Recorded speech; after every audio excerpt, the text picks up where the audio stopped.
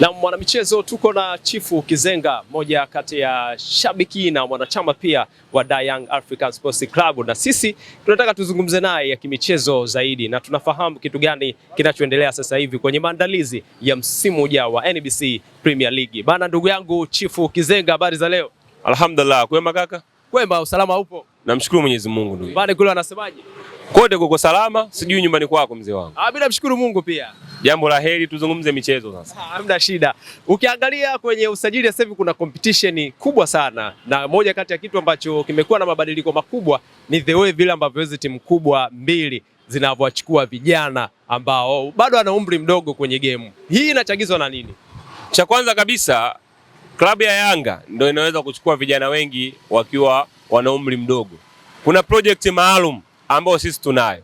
Ukitaka kujua Yanga timu ambayo ina maono ya mbali, ni kwa sababu ya Engineer Hersi, ushirikiano wake zidi ya ule kocha ambaye alikuwaga Mamelodi Sundowns na wanamtaga Musepe. Bila shaka baada ya kutembea sana duniani, rais wetu ameweza kujifunza vitu vingi sana. Ili uweze kuwa na timu ya muda mrefu, lazima uweze kutengeneza project endelevu. Unamchukua mchezaji leo ana miaka 30, utamtumia ndani yako misimu minne, baada ya hapo timu inachoka, inakuwa haina nguvu ya kuweza kupambana tena kwa ajili ya maisha mengine. Yanga ina project maalum. Tulikuwa na project ya kupambania ubingwa na kushiriki mashindano ya kimataifa ndani ya misimu takribani 5. Wachezaji wengi sana wametumika, nguvu nyingi zimetumika, wengi walikuwa wameshindwa kupata mapumziko waliokuwa makini. Nadhani sasa tumeshamaliza malengo ya kwanza. Malengo ya pili, lazima tuna malengo ya kwenda kutimiza tena malengo yetu ya kuweza kuchukua mara 5 mfululizo tena kwa mara nyingine. Ili uweze kuchukua mara nyingine ya 5 mfululizo, utimize mara 10, lazima utengeneze timu ya muda mrefu. Kwa hiyo maana project ya kwanza iliyofanyika, umeona soka school iliyokuwa chini ya klabu yetu, ile ndio imeanza kuibua vipaji vingi. Tunaanza udogoni huko kuanzia miaka 5, 8, 10, 13, 15, 18 mpaka under 20. Sasa hivi tumeamua kuchukua vipaji ambavyo tunajua hivi vilikuwa vionekane. Unajua shida iliyokuwepo ni moja. Sisi tulikuwa Dar es Salaam, ndio maana tumezoea maisha ya kawaida. Lakini huwezi amini, kama unatoka sasa hivi unakwenda shamba au kupambana kwa ajili ya kuweza kutengeneza maisha yako ya kesho, shamba kuna pesa nyingi ambazo zimejificha. Maana yangu ni nini? Wengi wetu macho yetu yamezoea kuona watu ambao tunawaona kwenye ligi ya Tanzania hapa, tunashiriki tu kuona NBC wanacheza Simba, Yanga, Azam pamoja na timu nyingine. Hila sisi muda wa kukaa kuangalia vipaji halisi tulikuwa hatuna. Mashujaa kumbe kulikuwa na wachezaji wa maana tu, wengi wapo. Mtibwa Sugar pia wapo wachezaji wengi sana. Nina imani kuna kina Dickson Jobu wengi, kuna kina Bakenono Mwamnyeto wengi, kuna kina Yaokwasi wengi, lakini muda wa kuweza kwenda kuwatazama na kuwaona ni ngumu. Project ya Tanzania ya msimu ujao, Tanzania yetu kupitia Wizara ya Habari nadhani imevifikia vilabu vyetu. Tunakwenda kwenye AFCON. Ili uweze kupata cream ya timu, lazima uwe na wachezaji wa ndani ambao unawapa thamani. Kinachonisikitisha, kuna wachambuzi na kuna baadhi ya mashabiki vya kwao hawavipendi, wanapenda va nje. Hii maana yake ni tafsiri moja mbaya, ni kubwa, afu ni roho mbaya ambayo haina msingi wowote. Hivi leo tunakwenda kushiriki AFCON. Timu ya taifa ya Tanzania wanakwenda kina nani?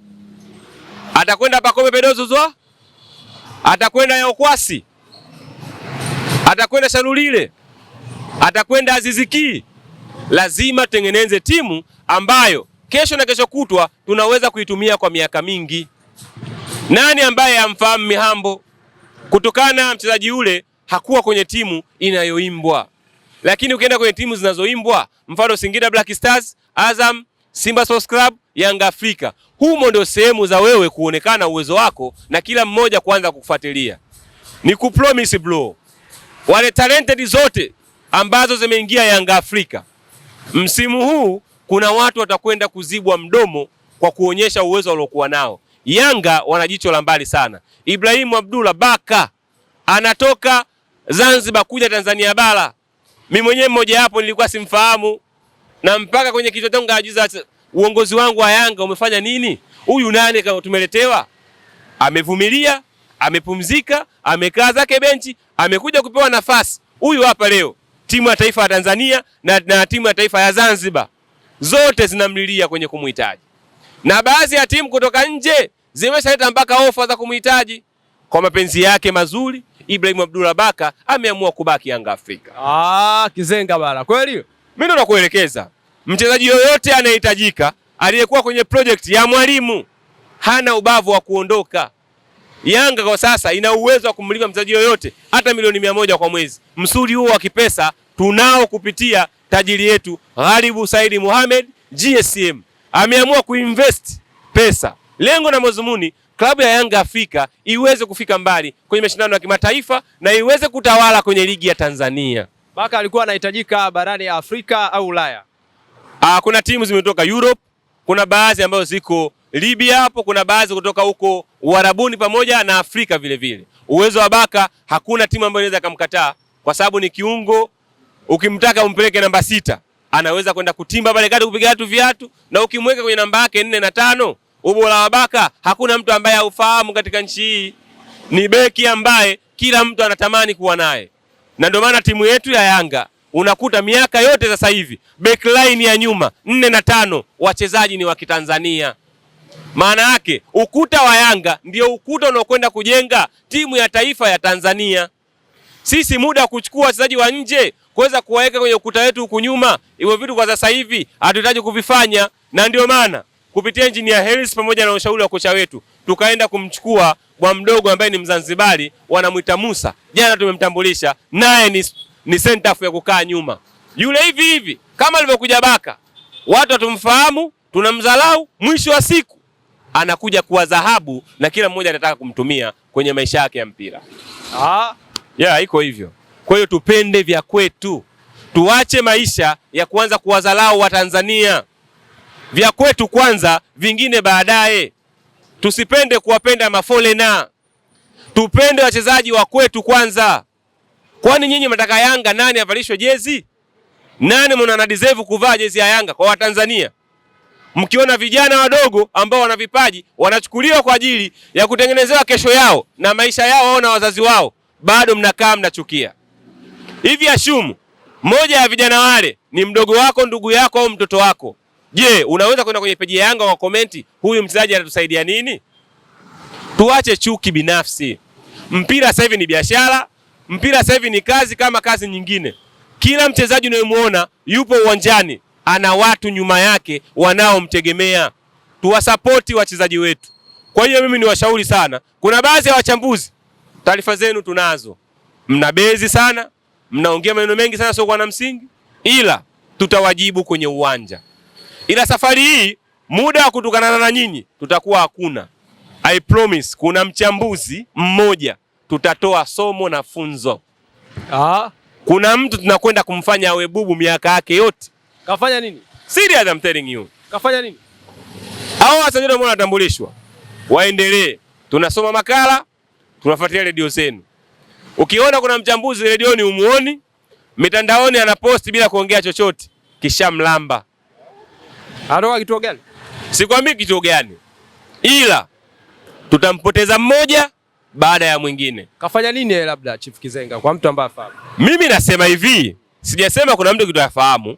Ukifuata Yanga kwenye mambo ambayo sio kwa na msingi, umetengenezea zengwe, uongo, maneno ya sofa, haupeleki polisi wala mahakamani. Staili ya mwaka huu mtakuja sana kuomba msamaha kwa wazee wetu pale Jangwani. Watu ukijikuta umeamka, kila ukitoa sauti haitoki, usianze kutafuta mchawi nani, na wapeni kodi kabisa. Huu msimu mtakuja kutuchukia wanachama wa Yanga pamoja na viongozi wake. Sasa hapo mtathibitisha kama nyinyi ni watu ambao mnaamini sana masuala ya kishirikina? Ukimuona kuna mtu yuko Tanzania hii au yuko Afrika haamini uchawi, huyo mnafiki. Wewe kama shehe, baki msikitini, kaendelee kusomesha watu madrasa. Wewe kama sijui unajifanya wewe padri mchungaji, baki zako kanisani, endelea na maisha yako ya makanisani. Ukijiona umekuja kwenye mpira, ushirikina lazima utaujua upo. Kwenye mnashiriki sana. Huu ndio utamaduni wetu. Hiyo shiriki mnaita nyinyi kwa mujibu wa mipango ya dini zenu, ila utamaduni wa Afrika, uchawi upo na tutaendelea kuufanya. Yanga ndio nakwambia, utamaduni wetu hatuwezi kuuacha. Tumezaliwa tumeukuta, wametulisisha mababu zetu, tutaendelea nao kama kawaida. Tukikuona unatuchanganya sana, tukikugusa kutoka kupiga, serikali itaingilia kati. Sawa sawa. Sasa hivi atakayekuja kukuadhibu ni mtu ambaye haonekani kwenye mazingira ya kawaida. Tuzungumzie kwenye soka la kimataifa. Moja kati ya dauti nyingi sana kwa baadhi ya wadau wa michezo, wanaamini kwamba wachezaji ambao wanaweza kwenda kukompiti kwenye mashindano ya kimataifa ni wale ambao wana experience ama wana uzoefu wa muda mrefu sana. Lakini ukiangalia namna sajili zinavyofanyika, kuna uwezekano mkubwa sana wa kuleta kitu kwenye mashindano ya kimataifa, hususan tukirudi kwenu Yanga. Niwakumbushe, Kibwana Shomari aliweza kucheza fainali ya Federation Cup. Hajawahi hata siku moja kushiriki mashindano yale. Kwa mara yake ya kwanza ameweza kukaa beki namba 2 kuanzia mwanzo wa mashindano mpaka timu inaingia fainali shirikisho. Ni kijana kutoka Morogoro tu hapo. Hakuna mtu yote ambaye anemfahamu katika Tanzania hii au Afrika Mashariki na Kati au huko Afrika. Lakini ameweza kuzima zidi ya wachezaji wenye uwezo mkubwa sana. Why hawa wasiweze? Wale wengine wamewezaje? Wachezaji wapi mnawaona? Wengi sura hizi ningeni kwenye macho yenu. Lakini wengine wameshashiriki mashindano mengi sana. Experience. Ukivaa jezi ya Yanga peke yake natural tu, wewe mwenyewe before kabla kuingia uwanjani tayari unajiona wewe ni mkubwa, una uwezo wa kucheza na mtu wa aina yoyote. Hiyo ndio maana Yanga Afrika. Tukikuvesha jezi yetu, hata wewe hapo sasa hivi ulipo, kuna nguvu ya ziada itaingia katika mwili wako. Kwa hiyo wasiwasi, mashaka wasiwe nao. Sisi hatuongei sana safari hii. Tumechagua kuwa wakimya, kimya, tutawajibu kwenye pichi. Wanaofunga dirisha ni TFF na bodi ya ligi. Ali Shabani Kamwe leo naona ameweza kutoa kodi tu kwa watu kwamba wachezaji wote wa ndani leo ndio mwisho wao kutambulishwa.